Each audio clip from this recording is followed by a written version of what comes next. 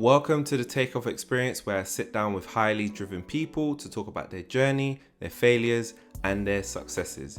If you want to take off in your career, your business, your finances, or your mindset, then this podcast is for you. Welcome back to the Takeoff. I'm doing something special for you guys today. Instead of having one guest on the episode today, we have two special guests blessing us in the booth today. Lindie and Thando are the married couple behind the personal finance brand didSkilled Finance. So they cover both personal finance from an individual perspective and from a couple perspective. You already know what I'm going to say next. I hope you are ready for the gems that are ready to be dropped today. How are you doing today, Thando and Lindie? Feeling good. How are you? I'm feeling great. I'm good. Come on. Yeah, you're feeling Nice. great. Long day. So how was work for you both today? Well, for me, I was in the office today and didn't really? go by wow. choice. It wasn't my choice to go. It was more like work, and now like everyone needs to go in. So yeah, everyone needs to go in. But besides that, it was good. I feel like I got a lot done than I would when I'm at home, and I'm getting to balance my day a lot more productively. So that's great. Okay. Yeah, Wow, for me it was Yeah, alright. that It was standard ethos working works from home. crazy. Oh, do you always work from home, Thando? Most of the time at the moment. Traveling Yeah, once a week or something like that. But yeah, it's calm. Wow. Lucky. You're very, very lucky. I'm sure, Lindie, you would love to have what Thando's having, right? The opportunity to work from home all the time. Yeah, I'd love to be at Crazy. home all the time. Mad. Yeah, no, I get to work from home pretty much all the time if I want to. I do like to go to the office from time to time because it's just good to get out of the house. Sometimes when you're just staying in the same four walls, you're like, okay, I need to connect with other people. I need to see other people.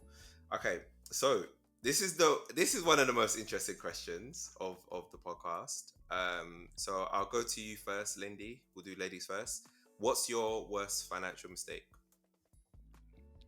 I'd probably say that after we got married, yeah, we were not thinking about anything besides just living. So we went through a phase where we're like, okay, we're saving for the wedding, we're getting ready for the wedding, and everything was just saving. Our whole life literally revolved around saving. Wow. And once we got married, it was like, do you know what? We need to YOLO, like we need to have fun and just live. And I think that's one of my biggest financial mistakes, simply because I feel like I should have had a balance of some sort, but I literally went like to the max with just spending and just living and stuff like that.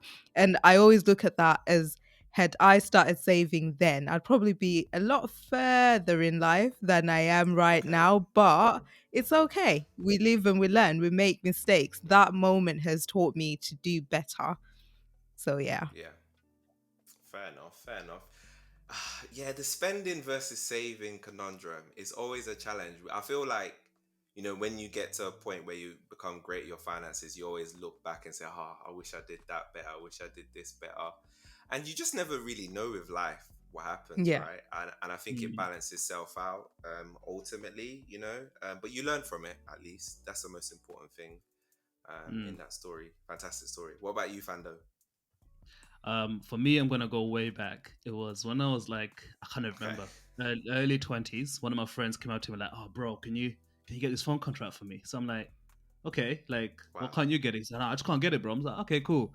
Went to Vodafone, signed the contract, got it in my name for him, and everything was okay until I started to get letters from Vodafone, and then you get a second letter, and then a third letter, and then it's like, we're chasing after you. And I'm thinking, but it's not my phone. Why are you chasing me for? Forgetting or not realizing that obviously it's my name on the dotted line. Long story short, he messed up my credit score. I had to pay off like the phone debt as if it was mine, and do all sorts of things. So yeah, that was a big learning curve for me, should I say? Yeah. Wow, that's crazy. And I feel like any of us can get into a situation like that because, again, you said like back in the days, right? And probably even for me back in the days at that time, I had no clue. I could have probably fell into a trap like that as well if one of my friends was really struggling and they said that. So Wow, that's insane. Did your friend apologize to you for that?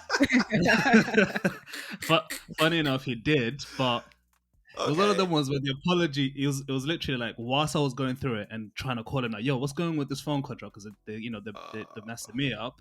He was kind of playing it too cool for my liking, sort of thing, and just being like, no, Okay. it's fine, I'll sort it, and he never did. The Yeah. apology came like way after I already sorted out my stuff and already fixed everything. That's when he was like, oh, you know what? Sorry, bro, I really did mess you up there. I'm like, okay, it's Wow. cool, but it would have been nice if you sorted it Yeah. yourself, Help kind of me thing. out. Like, hey, yeah. Wow. So crazy, right? Like in these sort of situations, you want to be like helpful to people, Yeah. but then you don't Yeah. want to say, because if you say no, you feel guilty, right? Like, and this is the thing, Really? you say, I can't, and then they, but you're not gonna help me out. You're like, do you know what I mean? Like, I'm sure Yeah. now that knowing what you know, you're not going to now, right? You're gonna be like, cool. No. I feel stronger to say no, because it's at the end of the day, you are responsible for it. So, Exactly. wow, insane, absolutely insane. Can you give us a bit of an insight into the day and life of Thando and Lindie? Ooh, day in the life. Day in the life. I guess both of us are full-time employees, so we both work 9 to 5s, Monday to Friday, and we both run Skilled Finances, which is what we do sort of outside of our 9 to 5. And then we both have other things that we're also committed to. So a day of our lives is largely working our day jobs, doing some stuff for Skilled Finances, and doing other bits that for the other things that we're like committed to individually, and then making sure that in the midst of all of that we find time for Wow. ourselves and Yeah. we just enjoy each other and just kind of enjoy the day and just chill and make sure that Yeah. we still touch base between the two of us. And that's kind of really what I'd say is a day in the life of us. Wow. Wow. Sounds like a jam-packed day. Is it like, Jam-packed is it life. intense? Do you find it intense at I times? Like think skill finance, 9 to 5, marriage, spending our own time. Do you know what I mean? Mm-hmm.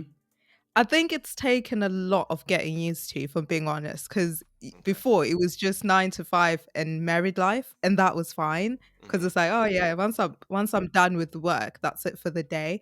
But then you then add on Yeah. the layer of skilled finances on top of that, and sometimes skilled finances, it's not like like clock in and clock out 9 to 5. Sometimes you go in for No. hours and stuff because we're trying to get somewhere with our businesses and stuff. So yeah, it's taken a lot of getting used to and finding balance and knowing when to stop. And I think that's the biggest thing. It's Mhm. important to know when to just be like, Yeah. okay, that's enough for the day. It's now us time and it's now our time to just be together. Yeah. I'm definitely gonna come to you for pointers when my Yeah. fiance, soon to be wife, moves in. I'm trying to figure it out. I was like, Uh, okay, cool. Right now, she's not live with me. I've got all this time after work, but what happens? You know what I mean? Oh man, it's gonna be very, that's very gonna be interesting. fun. Nice, uh, nice. um, thank you. But I wanted to take it back to the beginning. Where are your parents from? So both our parents are from Zim, so that they're from Zimbabwe. Okay. Hmm. So And that's were on you both born sides, yeah. in Zim or here? Born. So born and Yeah, bred. So born and both bred. of us were born in Zim. I moved here when I was Oh, 12. really? Mm. Okay. Yeah. Okay. So I've lived here longer than I lived in Zim, to be fair, but Of you course, still yeah. remember it. Yeah.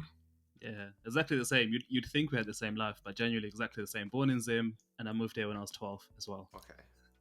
Yeah, Really? What? yeah, Oh my god, yeah, crazy. yeah. Mad. Actually mad. Yeah. Okay, and then so why the move to the UK?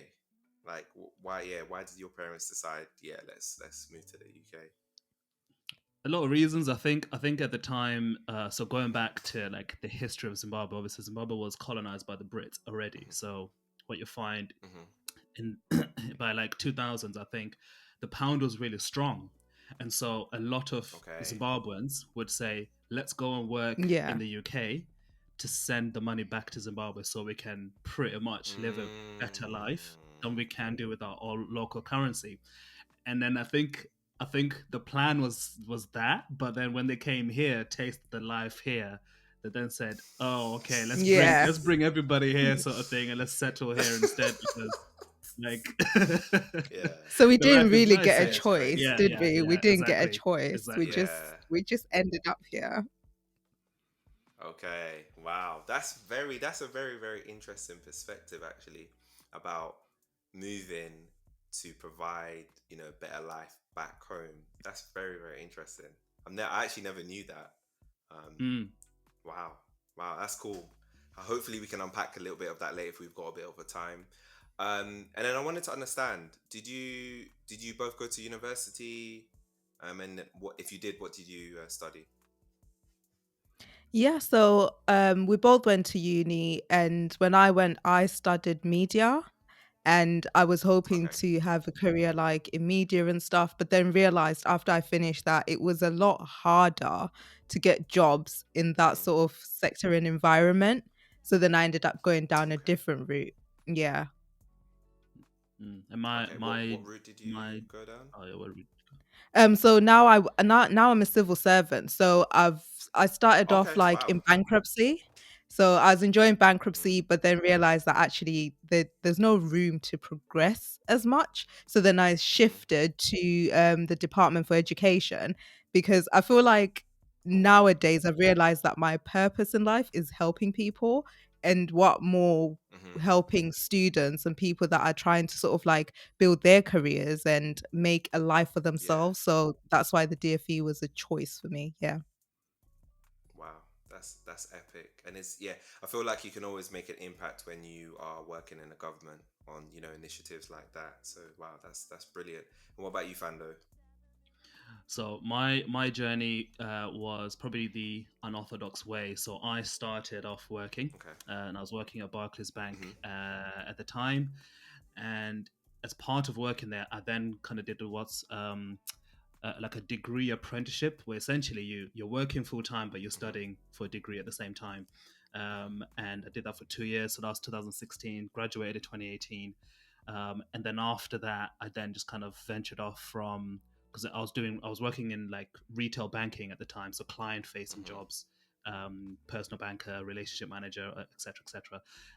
From there, I moved into more technical roles. So made the Okay. transition from front office banking, retail banking to the tech side of banking, should I say? Okay. Wow. Wow. That's so cool. And at what point did you both meet in your careers? Well, we met before we even had careers. Yeah. Oh, really? So Okay. yeah, so we've known each other for a long time, and we were together with you were in A levels or uni. Yeah, like I think I was going on 18 at the time. So we met in church. Okay. So we used to Yeah, go to the that's right. same church, and Okay. that's how we met. And then Okay. it developed from there. So I was around 18, wasn't I? Yeah, and I was 20, Yeah. 20. Yeah, Okay. yeah. Okay. Okay. So Going back. so you met like around the uni times. Interesting. Wow. That's so cool. So I guess okay, so you both went to uni. Do you go to the same university? Oh, different university. Okay, so different universities, and then you both got jobs. And then at what point did you decide, oh yeah, let's get married? We got married the month Hmm. after Lindy handed in her dissertation, and the month before she Oh graduated. really? Oh my god. Yeah. Oh man. How did you wait, hold on. How did you plan a wedding while you were writing a dissertation? I think up until this day, I would also like to know how I planned a wedding whilst doing my dissertation. I feel like when you're in the moment, right, you're so focused and your Yeah, goal is to just make yeah, it. So I think that was it. It was yeah, okay, by the time I'm done, I'm getting married and then we're moving in. So I think that's what yeah. got me through. But I think when I finished, I was like, Wow. yeah, I'm tired. Like, I'm so tired. I can imagine. That is intense. Two really intense, life-changing moments happened at the same time. Literally, Yeah. That is excellent. literally. So then I wanted to understand, like, were you? I do remember some of your stories, but for the listeners, were you good with Mm. your finances as a couple right away from the beginning? How were you with your finances? Well, we were good at spending, put it that way. Yeah. So You that okay? You were side, we good were at spending. good at Okay. yeah. We were good at spending it because, as Linda said, obviously we got married literally just after she graduated. Mm, So I'll probably say mhm, the couple of years leading up to us getting married, mm, um, we just mhm, didn't really have the capacity to like just be together and things like mhm, that because there was so many things going on, and also there was long distance between us. So I was living in Bournemouth down south, mm, and Lindy was in Bolton mm, up north. So like, mm. we had a Wow. very long distance relationship for some time. So Yeah. I think when we got married, we literally like finally we can just be Yeah. together and we can just like spend Yeah. time together and do whatever together. So all of our efforts and focus became like date night, going out restaurants, cinema, Yeah. Okay. staycations, going up and down the country, Okay. hotels, Yeah. everything. And we're just like, yep. And we just kind of carried on down the park for like a A good year or while. something. Yeah. Yeah. Okay. Wow. Wow. Wow. Wow. I can understand the urge, though, right? Like after so long, you're like, okay, Yeah. finally we get to Literally. be close together, and now we Yeah. can actually do stuff consistently. So I can understand. So I guess what you're saying though is, although you did that, you feel like maybe you did it for a little bit too long. You know, the excitement got there, and yeah. At what point were you like both like, okay, yeah, we need to review this. What's going on? It was at the point when we decided that we needed to move out of where we were staying. So we used to Okay. stay in a flat that was it was one of those Mm, tall flats. So obviously when the whole mm-hmm. Grenfell Tower thing happened, I think for me it was just like, no, Yeah. I can't live here anymore. And I think that was the Okay. wake up call for us because it was like we need to get out, but as much as we need to get out and move into our own place, how are we going to afford it? And at that point, we're like, we need to get our savings together. We need to get our credit scores in like right. And we just need to get ourselves together financially. Mm. So that was the moment that it Mm-hmm. really clicked for us. Like, we need to do better. Mm-hmm. Okay. Wow. I feel like everybody's got that moment where they're like, yeah. When it's about time, I feel like buying a house is always, or moving somewhere nice, or moving out Yeah. is always a Yeah. time when people are like, oh, let's review our finances, man. What's going Yeah. on? Yeah. I don't know Yeah. what it is about that shocks people so much to think like, what have I been doing? But it seems to work. It does. No, it You does. know? I think it makes it personal, and it's just that personal Yeah. push because the funny thing about that journey, and I always look back and think like how did this even happen? Because the funny thing was at the time I was working as a personal Mm, banker, so like my literal day okay. job was telling people, Yeah. listen, you need to save money, get a credit card and build your credit score. Here's how you get a mortgage, blah blah blah. But then Wow. like myself, I'm not practicing what I'm preaching basically. So Yeah. I think it's I think you definitely need some sort of personal Yeah. like Mm-hmm. push because if someone is just saying to you you need to save money but you don't have a personal reason for it or whatever, Mm-hmm. then it's going to be meaningless, isn't it? So Yeah. I think buying a house is definitely one of those things where it's like, Mm-hmm. okay, yes, we need to do it, but I think because buying a house is a tall order from a financial perspective, you need to save a lot of money. That's like, Mm-hmm. okay, now we need to be really serious because we're not just Yeah. talking about Yeah. £1,000 or something here. We're talking about like five A lot. figures. So let's get Yeah. serious. Yeah. No, I completely agree. You're right actually. When you're not in the mood for it, it'll just go over your head. Um, Yeah. it will. It literally will. You have to kind of be tuned to it, I think, as well. Yeah. And Yeah. I feel like once your eyes is open, you can never go back. Really, Yeah, you I'm not can't. Yeah. saying that you won't spend on nothing, but you can never go back. Like Yeah, once yeah. Exactly. you take the red pills, so to Yeah, speak. you're done. Yeah, you're never going back. Really, is that's it. It's over. It's done. Crazy, crazy. And then I wanted to understand at what point did you decide? Okay, let's do skilled finances. Where did the idea come from? The inspiration, and why did you start it? So skill finances, I'll probably say, to be honest with you, it was a long time in the making. Yeah. Let me put it that way. So Okay. we'd kind of been helping people around us, or just people would always ask us like money questions, ad hoc, friends and family and stuff like that. I'd obviously done a couple of things outside of my day job, like going to schools and doing talks and things like that. But I like, you know, I'm going back to like 2017 sort of time, 2016, Yeah. 2017.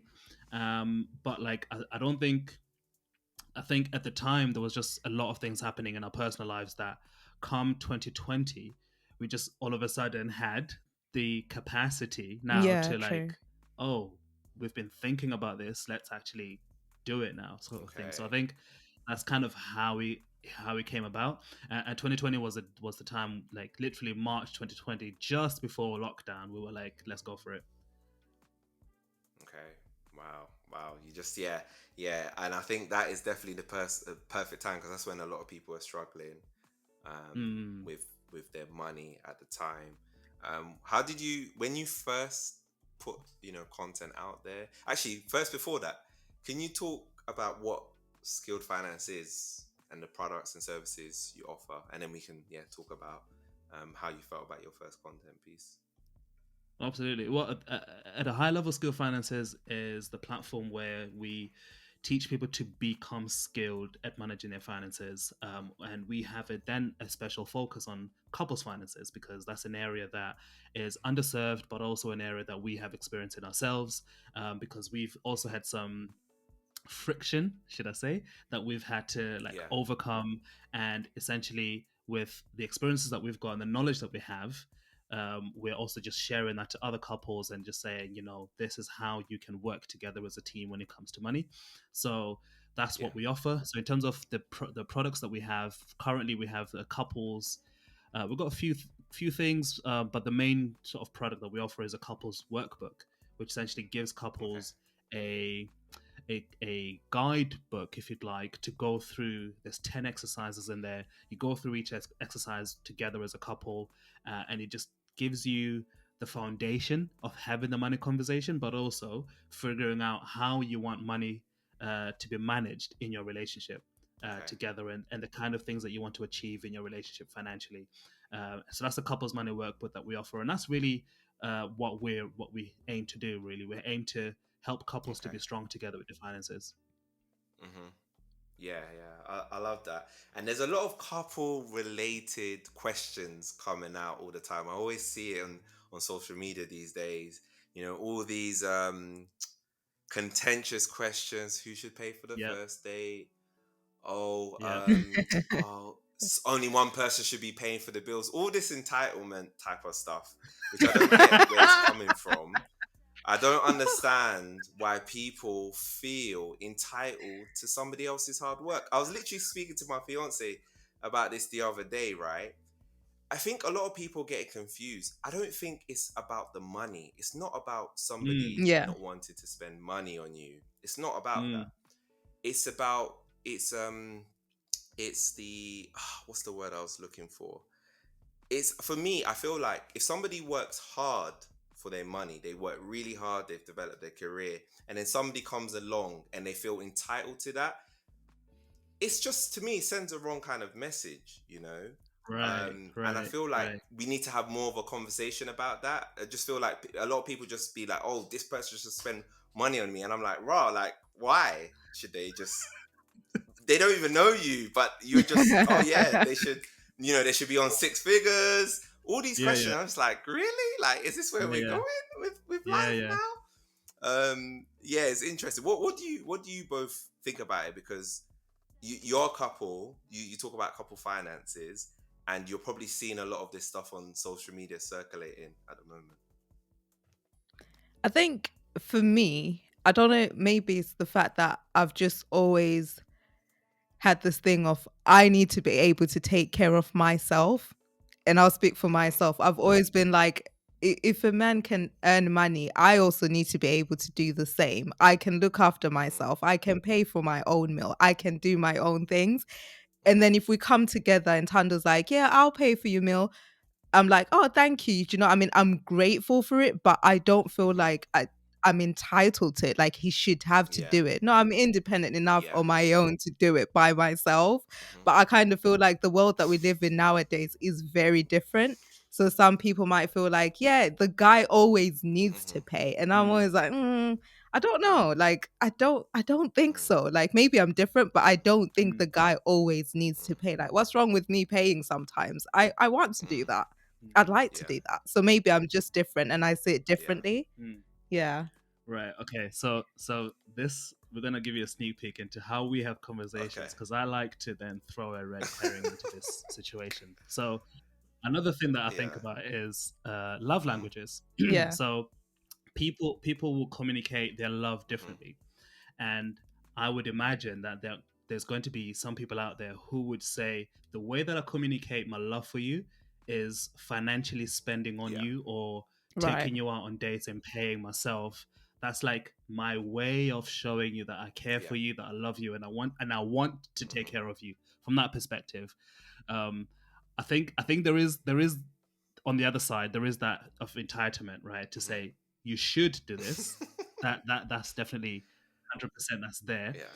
But on the other side, though, there is that side of the coin where it's like, I want to do this because if you don't let me do this in this area, then I can't think of any other way to like show you my love for you. Because, and let's just be real for a minute here, right? Like generally as men, we can communicate better financially than with our feelings. Let me put it that way. That's 100. That's true. So, that's true.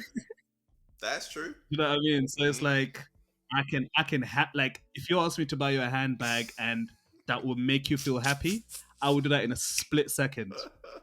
But if you ask me to like tell you how I feel, it takes some time to get there. Put it that way. Like that's not something that I've been raised to just naturally do in an instant. So I think there is that side of things as well to consider with this discussion. Yeah.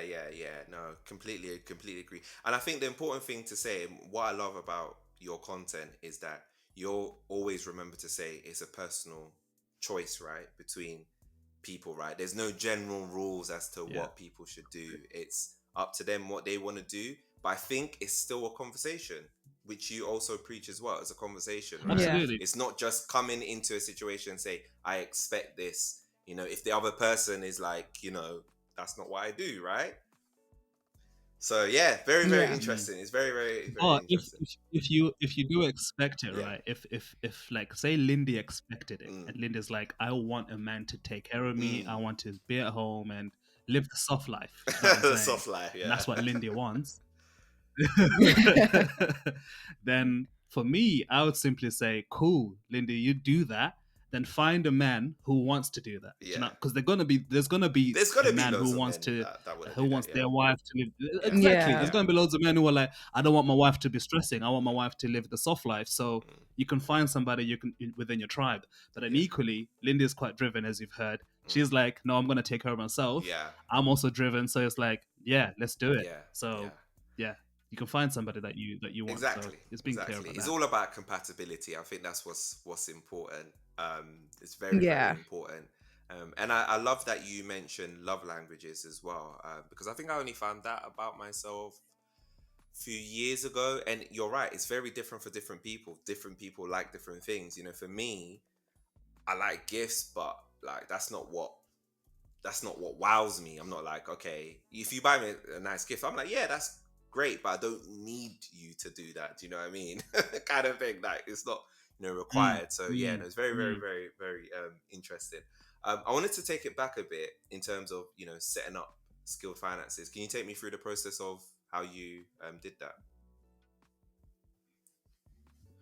So initially we had what did we do? Initially we had an Instagram page. Yeah. To be fair, that's how we started, and then we set up the website because we got a website as well. So I built the website myself, and then we kind of set sort of the admin side of businesses. Yeah. So registering the business as a limited company, and all the other bits like that you kind of need to do on the admin side to just set up this business. It wasn't, I mean, some people don't go down that road, and that's fine, but it's just for myself, that's kind of the road I wanted to take it. I feel like personally for me, I needed to do that to make it, Yeah. more legit, Yeah. sort of thing. And then we had an Instagram page, had a website, and then we just honestly just started posting Okay. and creating content. Wow. And how did you feel when you put your first content piece out? Were you scared? Were you overthinking it? 100%.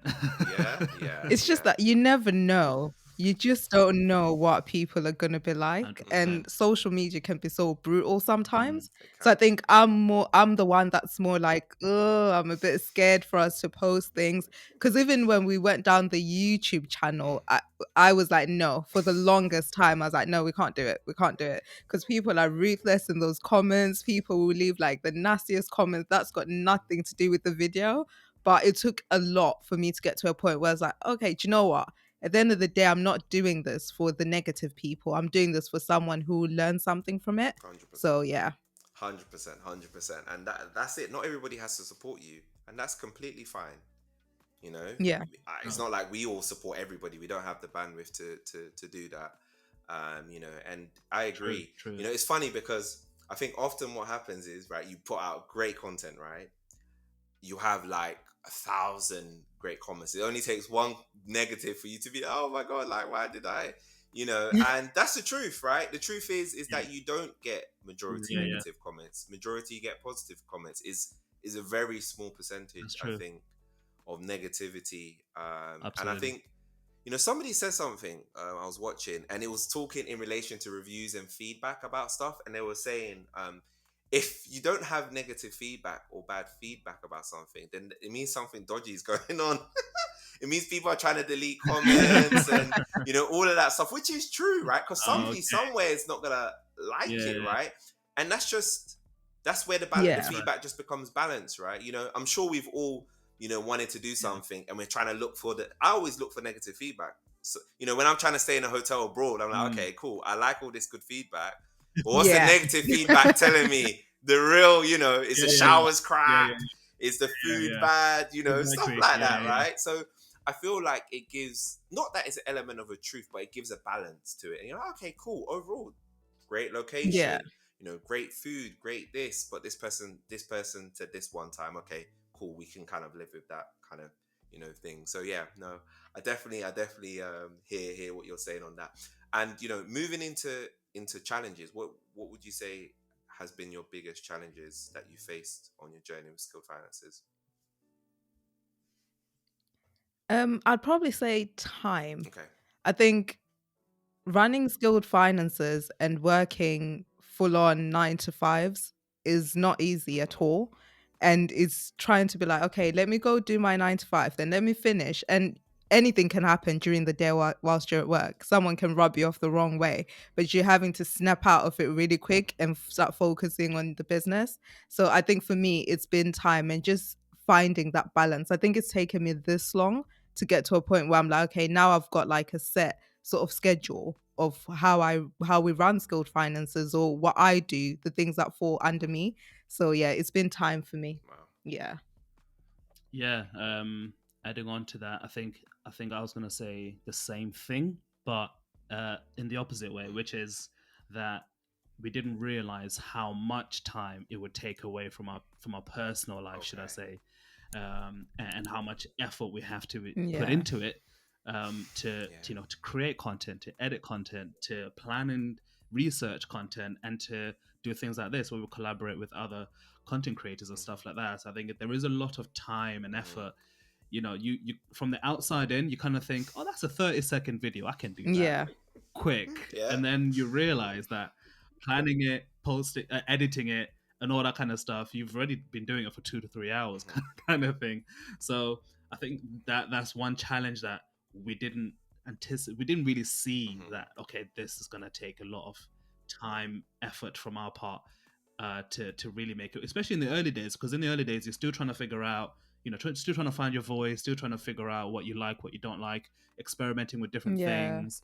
And then we went from doing sort of Instagram post and blogging exclusively to over time, like today, now we do a video podcast. So that's transitioned and formed and grown over time. But strategically that's kind of been a better move for us, but also the better move for us was because of there's a time Yeah. benefit of us doing it this way Yeah. around to the way we used to do it before. Yeah. So yeah, the time element definitely. I completely understand what you're saying. And this is the tough thing about doing a 9 to 5 and a business on the side, and which is why I think so many people 100. quit, because it's so time consuming. Not just time consuming, traction sometimes take much longer than you think, but sometimes you're so Yeah. close Mhm. and then Yeah. you're like, oh, so Yeah. I completely understand. I definitely feel your pain.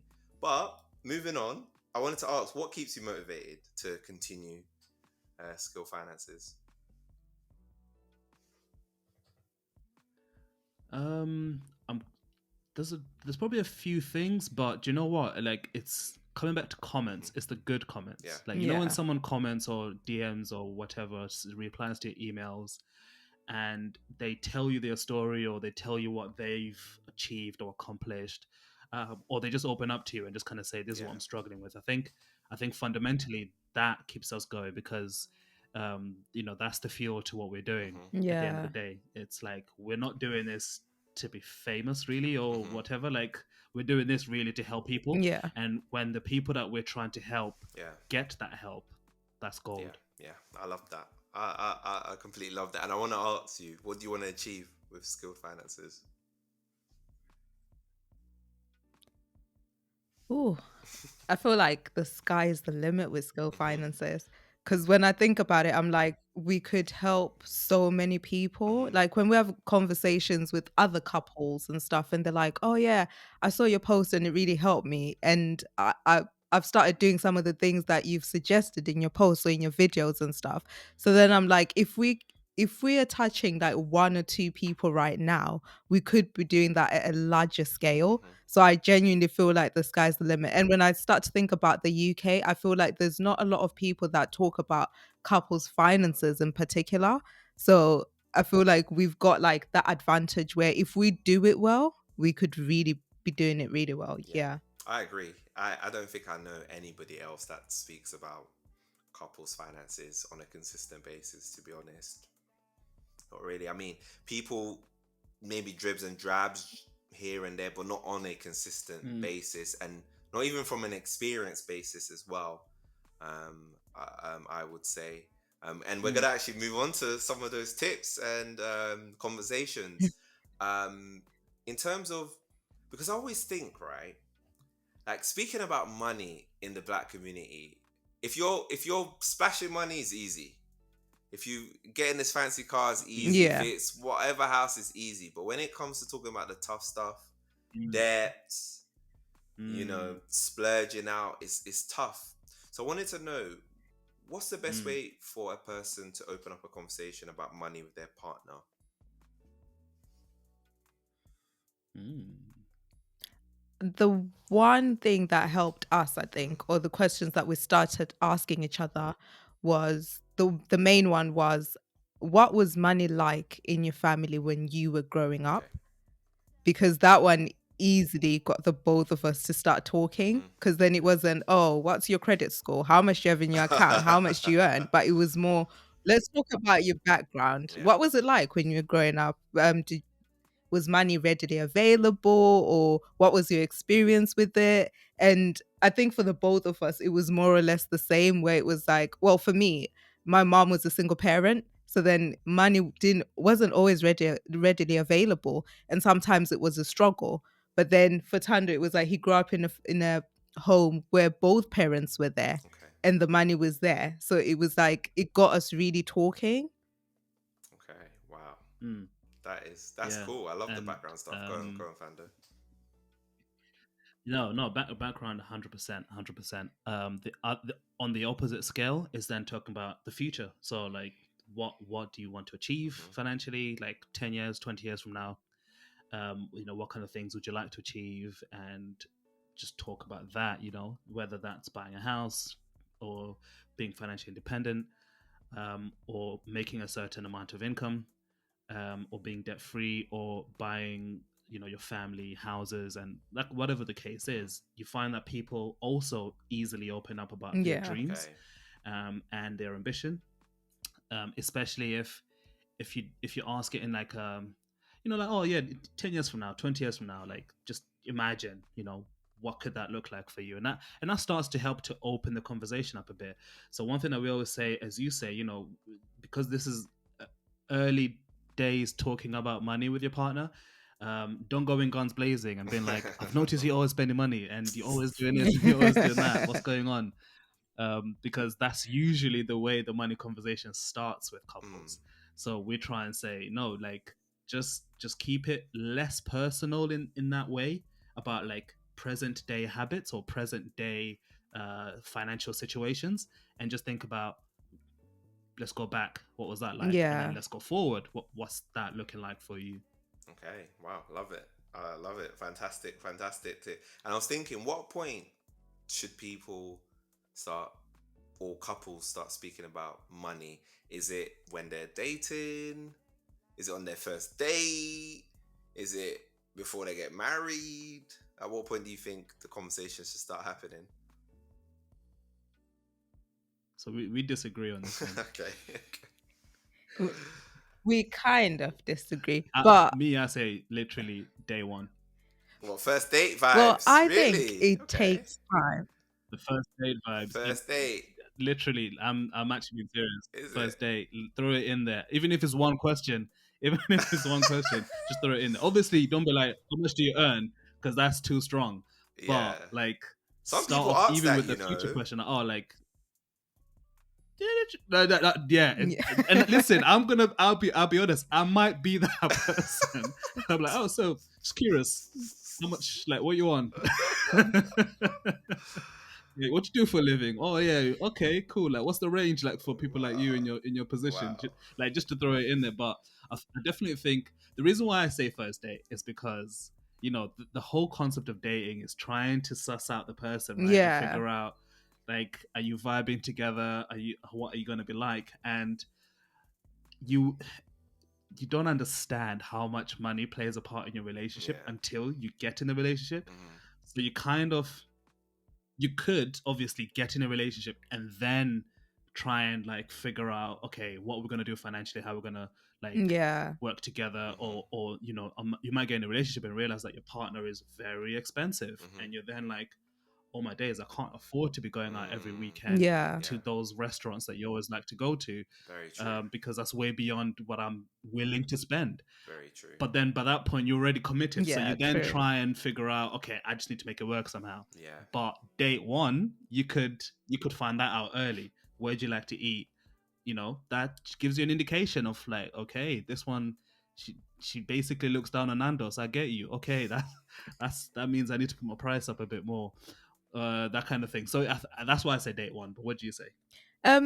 Well, I get the whole date one perspective, right? But my thing is, money is not just it's not just about the money. There's emotions to it.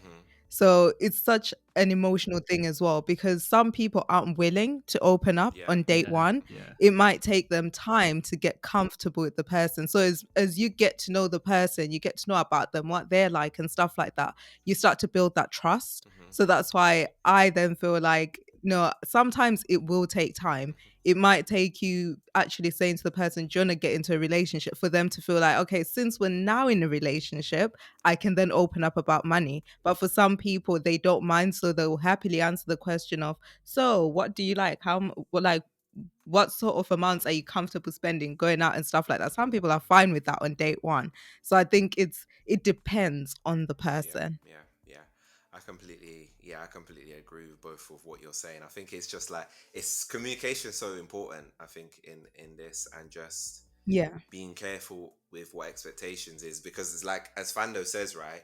I think generally anyway with first dates, you like to put your best foot forward. So imagine you take the first date, fancy place, right? You spend whatever. You're like, okay, happy to do, because it's your first date. You want to impress, right? But then the expectation is every week, and you're like, actually, wow, I can't even cover this every week, right? Because that's the expectation. This is why communication is super important. Just to be like, look, babes, first impression type things. Yeah, can't do this every week. So we can't go to Benihana's every week. You know. So yeah, no, Yeah. I think communication is definitely very important. And you're right. Like opening up about money is difficult. I don't remember at what point we spoke about salary. We spoke about what we do career wise early on, like, but we never spoke about like how much we earn. I don't think. I don't. What point did you both speak about your salary? Actually, you guys knew each other for a while, so it would have been easier for you to do Yeah. it. This is the beauty, right? Because you would have got both your first type of post uni jobs together. So actually, you're not meeting each other at a point where you've worked for a few years and now you're meeting like strangers. So it would have been Yeah. a better, easier conversation to navigate. It is difficult, but it is a conversation that do you recommend having this conversation before marriage, at least? 100%. Yeah, Okay. definitely. All the way. Yeah, some people will shy away. To be from fair, that. it's an ongoing conversation. Yeah. Let's be real. It's an ongoing Yeah. conversation. I mean, we've been married for 7 years and we still talk about money. Yeah. Because it's an ongoing thing. Yeah. And over time you will change, your habits will change, Yeah. the way you view things will change. So it's always good to have an ongoing conversation. But I definitely would say don't walk down the aisle until you've had that conversation.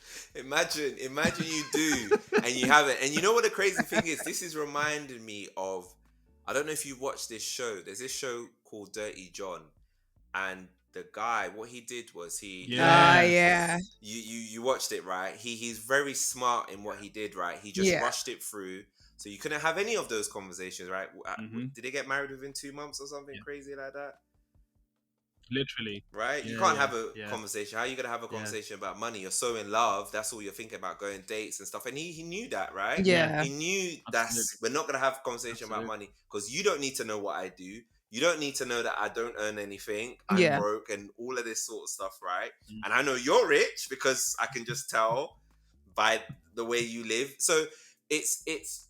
I think they didn't really highlight. They made it seem like, you know, of course, like, you know, he did what he did. But I think what they missed out in highlighting was that he forcefully sped it up because he didn't want to have those conversations, so he could deceive in a weird way. And I think that's what could ultimately happen to somebody, you know. It can happen both sides, you know. Nobody's immune to those kind of situations. Exactly. What did you think of that though? That situation? No, absolutely. It was man, we saw the documentary, and then we saw like the Netflix series as well about it. Just because obviously documentaries are done differently to a series, so they both give you like a different perspectives. But in both cases, you know, like it was like Tinder Swindler. The guy knew exactly what he was doing, basically playing the game and just knowing exactly how to get what he wanted in the way that he wanted, how to sweep the woman sort of under her feet, make her fall in love and fall in love with him or the idea of him, and then rush the whole let's get married and let's do it now without telling, you know, your people around you, let's just elope kind of situation. And like it was one of those situations where you could see it going down a certain path. And the thing that I always think about in that situation is that it's funny how, and this was the exact same thing that I said about Tinder Swindler, it's funny how the people around the women who were conned, the people around them were trying to tell her like, no, this doesn't sound right, or like you need to slow down a little bit here because this is not, you know, this is not looking correct kind of thing. And so I personally would then say, you know, like, don't be so quick to shut down people around you who are trying to say something about your relationship. I understand it is hard. Yeah. It is hard, like, to be in that position where you're in love and you want to be with somebody, but your best friends or your mom and your dad or your brother and your sister are like saying these things about the person that you want to be with. But sometimes there is some truth in what they're saying because they're not looking through the eyes of infatuation, right? They're looking through like clear lenses almost. So it goes back to that whole love is blind thing. Love can really blind you. Like if you're not careful, 100%. It can really blind you. But I think that's why it's good to be open like at least with someone. You don't have to tell the whole world, No. but at least someone, because there'll always be that one person who's genuinely looking out for you and will just be like, I don't know about this and I don't know about that, but it's good to not take offense when they say it, because the person will genuinely want the best for you. So yeah. Yeah, no, I completely agree. I think, when people are saying something maybe about your relationship, I think sometimes people think they're saying you should break up. That's not what it necessarily means. It could mean Yeah. you need to review this stuff. You need to have a conversation. That's what counseling is, right? Yeah. You know, you need to have a conversation True. about that. Sit down and talk about this. This is a flag, right, for you to do something and address it. Okay, John, we've never spoke about your job. Let's sit down and do that. That's like an intervention for Yeah. you to flag that. At the same time, there might not be no ill intentions, but at the same time, you're also protecting yourself and you understand 100%. as well. It's very crazy. And then you mentioned Tinder swindler, which on the flip side is another type of, again, not having conversations about money, but this time the guy impresses himself like he's rich. So we've now had two different situations: somebody who isn't wealthy swindling somebody who is wealthy, Yeah. and then somebody who is pretending to be wealthy, just taking money from people that are maybe, I don't know, middle class, maybe not even that. Yeah. Very, very interesting. So what was your take on that situation there? I think I was so shocked. I think I watched it and I don't know if it's because of where I am in life now, where I was looking at it like, but how can you like allow him to do that? Do you know what I mean? But then I had to take myself back a bit and I realized that, you know what, at times people do find themselves in those situations because they're seeing love and they're seeing money and they're seeing someone who wants to look after them and take care of them. So they're not seeing all these red flags. But for someone on the outside, it's very easy for you to see red flags with everyone else. So yeah, I was shocked. Like I was absolutely shocked. Like how did he get away with that? But at the same time, I was like, yeah, these things happen. No, 100%. And I think Tinder swindler then also shows a different side of the money and relationships conversation, which is that because it is an unfortunate truth that in some relationships, one partner is taking advantage of the other partner, even if it's not for the kinds of Yeah. amounts like Tinder swindler. I mean, we were talking 5-6 figures with Tinder swindler, but for some people, you'll find that there'll be people in a relationship where they're living together, but the other partner's not paying any of the bills, Yeah. and they are just spending their money however they want to. But yet, when their partner's challenging them about it, they brush it off like it's nothing. They're like, oh, whatever the case is, and that's basically financial abuse in a relationship. So I think Tinder swindler then highlights that it is it's very possible that people Yeah. find themselves in a financially abusive relationship. Now, financial abuse is then it's hard to first of all acknowledge because it's not verbal, it's not physical, and it's also hard to know what to do with it, because Yeah. again, you can't then say to somebody, oh, he never pays for dates and I always pay for dates. Some of them might be like, well, what's the problem with that, or how is that abuse? Do you know what I mean? It's like that's such a small thing if you just think about it, but at the same time, that is in a way somebody could say, but then that's financial abuse because then I'm always having to be the one to pay for it unwillingly because I didn't want to always pay for things. So I think Tinder swindler definitely highlights, and this is why we're saying this is important. This is why we are saying talk about money as early as possible. It may not be date number one, but at least before you walk down the aisle, Yeah. know who it is that you're getting into bed with, literally and figuratively, sort of thing. So like, just make sure that, okay, like financially this is how we're viable, this is what they like, because you might love somebody completely emotionally, but financially you might then realize that we're not compatible here financially. And then you just have to make a decision, basically. Do you want to be together, or is that a red flag for you to walk away? Because ultimately a relationship is twofold. It is emotional union, but there's also financial union that you need to think about. And how does that financial union look like at work?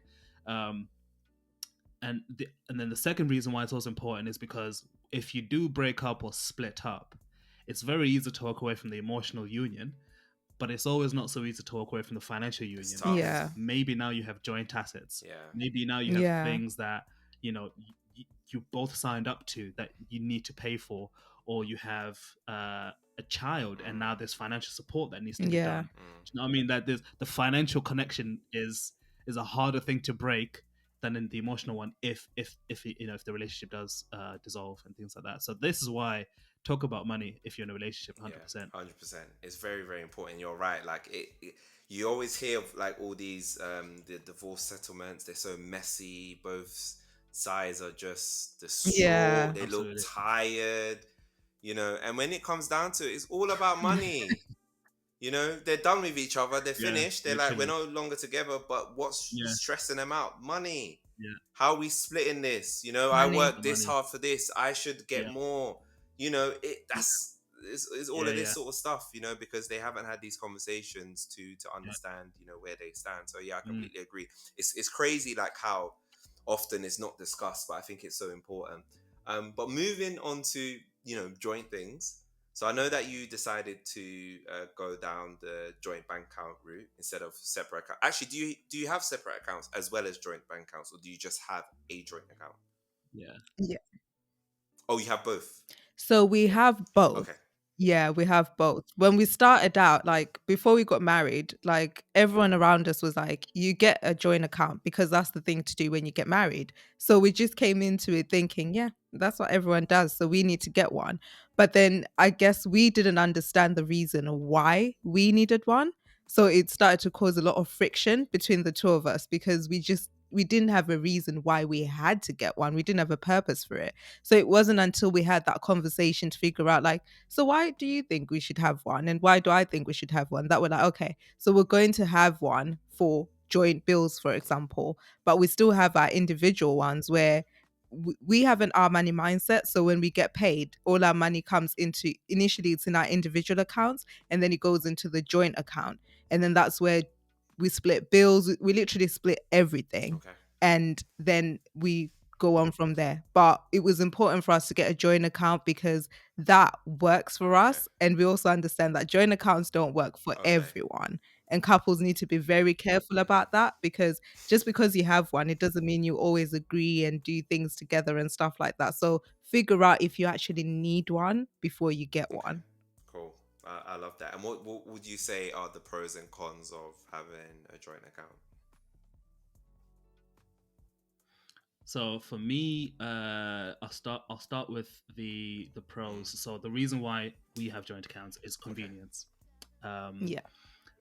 There's nothing more annoying than going to the shop and then realizing that, oh, the money's in Lindy's account and I can't pay for it because it's in her account. I'm going to have to call her, ask her to transfer me the money so that I can pay for this thing, type of situation. Or for your partner to keep asking you for your card because you've got the money in your bank account, kind of thing. That's really annoying. So then it's like, let's just make it easy for the both of us. Let's have a joint account because clearly we both need access to this pot of money. For the similar uses, like groceries is a good example of that. So that's convenience.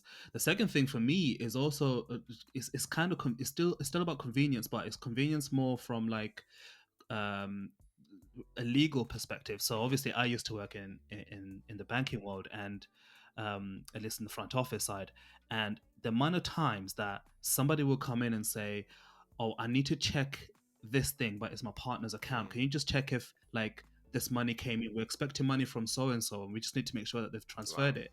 But my partner's working right now, and they can't access blah, blah, whatever story they tell.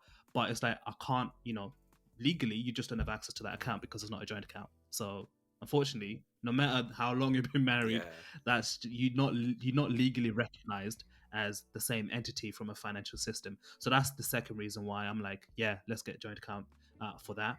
And I think the third reason is that they are really good at revealing your partner's money habits. Yeah. You start to really see each other's money habits in action. Because it's one thing to say, to verbally say, I this, I'm that, I'm that. But then it's another thing to look back on your statement and you're seeing that. Okay, this is how my partner moves. Yeah. I'm seeing it now. Okay, she likes to do this and she likes to do that. And you will learn so much more just from the evidence because money talks than you would from her trying to verbally explain. Because then to her, to Lindy, that's something that she normally does. So she doesn't feel the need to explain Like it. it's normal. It's normal to you, right? But to me, it might not be normal. But the reason why I've noticed it is because I've got access to this account, and I'm seeing how you spend your money, and I can see how you're doing it. Yeah. So that's definitely the third thing. And then in terms of negatives, I'd probably say that's the negative at the same time. At the same time, that is a negative. Because one of you could be a spender, like a real spender, and now you've got a joint account, and it's like, why is money like flying out of the account like that? So yeah, that's definitely a negative. That is true. Honestly, it could happen. Yeah, that's a negative, 100%. The second negative might be that, like, because I've seen this happen as well in some couples where they have got a joint account, but because they don't agree on how to handle their finances, what they start to do is hide money from each other. So they're like, yeah, baby, it's all in the joint account, but really and truly, they know that they've kept something for themselves in some secret account that they've opened somewhere else with another bank or whatever, and they don't want their partner to find out because they've kind of got this, I guess, illusion that everything's in joint account. That's how we work. Yeah. But behind closed doors, I've got this other secret account that I'm not going to tell you about. Wow. So the negative is that if it's used incorrectly, it could lead to that kind of behavior. If you don't do it in the right way. Yeah. Wow. That is some interesting stuff. Interesting. Thank you so much for giving us insights into that. What are some common mistakes that you think couples make with their money? What do you say? Ooh, man. Common mistakes. I'd say the first one is probably not agreeing how you will handle your money 100%. As a couple, because I guess people just come into it and think, oh yeah, we're a couple now. Do you know what I mean? Assumption is not revelation. I can't come into the relationship thinking, well, this is how I do things, so Thando's just going to conform to how I do things. So it's good for people to talk about, okay, now we're a couple, how are we dealing with this money? Are we putting it together? Are we going 50-50? Is it because you're getting paid more, you're paying more of the bills, and then I pay less and stuff like that? If you don't know that from the get-go and you just assume, it will cause so much tension in your relationship. Yeah, because what would generally then happen is that one person usually then ends up saying, okay, I just need to be the adult in this relationship and take on the financial responsibilities. But then they're doing it grudgingly. Yeah. They're not doing it because they want to, love, or they want to, or because they've agreed to it. And then you can imagine every single month when they're paying the bills or whatever happens, it's going to be a constant issue because they just haven't brought it up with their partner to say, how should we be paying these bills? You know? So that's definitely a mistake, a common one. A second common mistake that I personally think couples make is comparison. Okay. So one thing that that couples do a lot, unintentionally and sometimes intentionally, is compare your relationship to other couples that you see, and equally that leads to comparing your financial position or comparing what you know, the kind of house you live in, the kind of car you drive, the kind of lifestyle you live compared to this other couple over there. And to be fair, that's kind of where the concept of keeping up with the Joneses comes from, because it's all about comparison. But I didn't realize how strong it was amongst couples, especially because when you are in a relationship, it's so easy. Like it's just like, oh, if they can do it, why can't we do it? Yeah, true. Or 100%. Look, they've got a baby, we've got a baby, but how is it that they, have bought their house and we're still renting? What's going on? Do you know, like, it's very easy to kind of go down that rabbit hole. And if you go down that rabbit hole, it's gonna definitely impact your finances. So that's one big mistake couples make. Wow. Yeah, keeping up with the Joneses. Yeah, I can. Comparison is the thief of joy. That's what they say, right? It really is, and it's hard to not do it, because I think when you if you are a driven person, you're competitive. Sometimes it's gonna take you there, but like you said, you just have to just be like, you're on your own journey, because we all have different journeys. That's just the truth of the matter. Life isn't equal. We're not all equal. 100. And it's not going to be like that, right? So very, very sound advice. Really, really love that. I wanted to end, so I asked you your financial mistake, but then I wanted to ask the opposite of that. So what's your greatest financial achievement, would you say?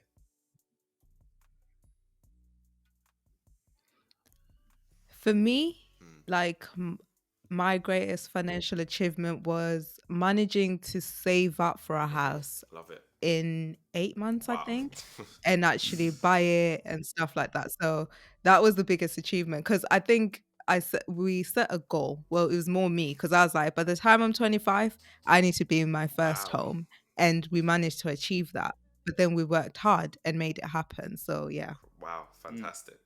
No, that was a 100%. I agree with you there. That was that was an achievement.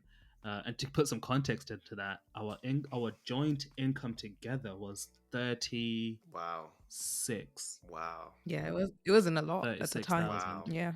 together, and somehow we just made it work. That's And crazy. the reason why I say that is to show that it's not like we were like on 50K each, Mm. that kind of Yeah, thing. It was crazy. like no, we were That is fantastic.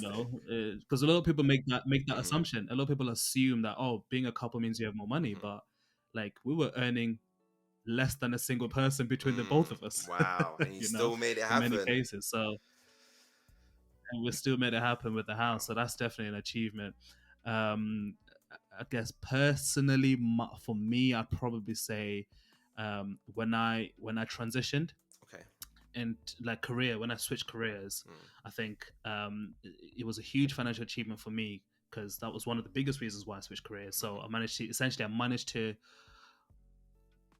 slightly more than double my salary Hmm. in 3 years, Wow. and you say that in a sentence, but a lot of graft went into that 3 year Mm. period of learning, growing, developing, Yeah. like iterating my CV to like, Mm. version 200 type of thing, and going to countless number of interviews and learning and growing, and then eventually actually getting in through the door. So, yeah, that's an achievement on my part. It's crazy. And you managed to switch careers and increase your salary. Not a lot of people, can say that. Normally when somebody switches career, their True. salary goes down rather than up. So you must have Absolutely. worked really, really hard Yeah. to achieve that. Well done. Well done, both. Great, great, great financial achievements. No, thank you. Really, really loved hearing your story today. It's been fantastic having you both. Thank you so much for blessing the podcast. So I wanted to understand what's next for Thando and Lindie. What is next for us? So, what is next for us from a skilled finances perspective is that we are definitely looking to grow our video podcast a lot more. So, that's our focus at the moment. And so, we're looking to tell more stories about couples finances and Yeah. have more conversations about couples finances because it goes beyond just budgeting Yeah. together as a couple. Mhm. That's kind of the foundation, but there's so much more Yeah. for us to unpack. So that's what's next for us. So if that sounds like something that's of interest, then definitely give us a check us out basically. Thank you. Thank you. And then do you have any final words for the people? Final words. Ooh. I just say check out Skilled Finances. Mhm. But at the same time, when it comes to being in a relationship and being Mm, a couple with mm, your money, just focus on your own journey. Like yeah. all our journeys are different. We'll all achieve things at different times. It doesn't make you any less if you're seeing someone else doing things that you're wanting to achieve. But if anything, use that as a driving force to then get to where you want to get. But enjoy your journey. Mm-hmm. Yeah. And then for me, it's something that I'll encourage all couples to do is to ask yourself the question, and it's going to be a tough question, but the question is this: why are we together? Now, it's not necessarily about like, do you love me or anything like that. It's more about what are we trying to do together and what are we trying to achieve together beyond sleeping together, living together, eating out together, partying together. What's beyond that? What's kind of the North Star vision for us? And trust me, once you have that conversation, everything else will fall in place. Love that. Love that. Great final words, both of you. ending on. And where can people find you? So you can find us at Skill Finances on all platforms, to be honest. So social media and any areas where you listen to your podcasts, or Spotify, Apple Podcasts, and on YouTube as well. Skilled Finances, we're there. Great. Thank you. You heard that, listeners. Give Skilled Finances a follow and take a listen to their podcast. I think you release it on a weekly basis, don't you? Every week at the moment. Yeah, once a week. Yeah. Moment, So give them a follow. Go and listen to their podcast. Follow them on all platforms. You heard the gems here today, and we don't disappoint on this podcast, right? Thank you so much, Thando and Lindie, for just jumping on the podcast. Definitely appreciate the tips. I think I've definitely taken some tips that I'm gonna go and speak to my fiance about as well. Listeners, thank you so much for listening to this week's episode of the Takeoff Podcast, and we'll see you next week.